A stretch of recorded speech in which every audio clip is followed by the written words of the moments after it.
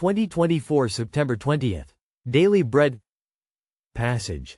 2 Samuel chapter 8 verse 1 to 18. Key verse. Verse 15. Title: King David did what was just and right.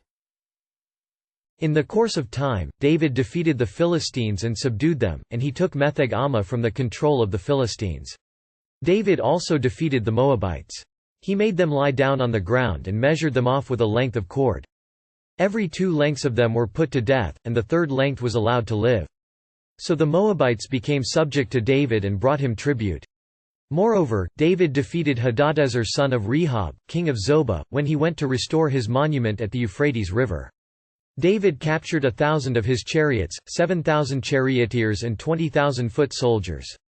He hamstrung all but 100 of the chariot horses. When the Arameans of Damascus came to help Hadadezer king of Zobah, David struck down 22,000 of them. He put garrisons in the Aramean kingdom of Damascus, and the Arameans became subject to him and brought tribute. The Lord gave David victory wherever he went. David took the gold shields that belonged to the officers of Hadadezer and brought them to Jerusalem. From Tabah and Berothai, towns that belonged to Hadadezer, King David took a great quantity of bronze.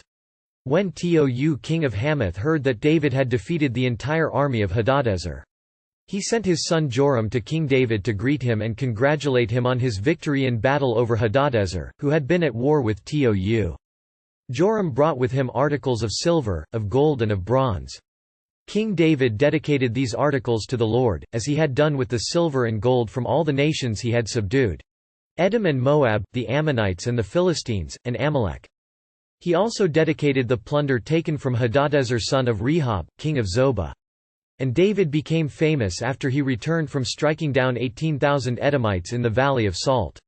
He put garrisons throughout Edom, and all the Edomites became subject to David. The Lord gave David victory wherever he went. David reigned over all Israel, doing what was just and right for all his people. Joab son of Zeruiah was over the army, Jehoshaphat son of Ahilud was recorder. Zadok son of Ahitub and Ahimelech son of Abiathar were priests, Sariah was secretary. Benaiah son of Jehoiada was over the Kerethites and Pelethites, and David's sons were priests. This is the last battle against the Philistines, who plagued Israel prior to Samuel, through Saul, and into David's reign. David also repelled 5 other aggressors, such as the Moabites, and a coalition army under Hadadezer of Zobah that included Arameans. This was the very purpose God had chosen him for. God blessed him with victory.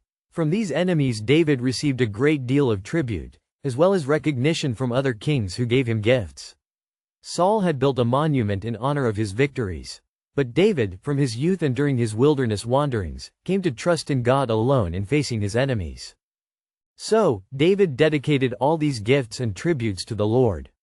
As we learned through the book of Judges, defeating the enemies is not enough. A ruler must learn to shepherd his people.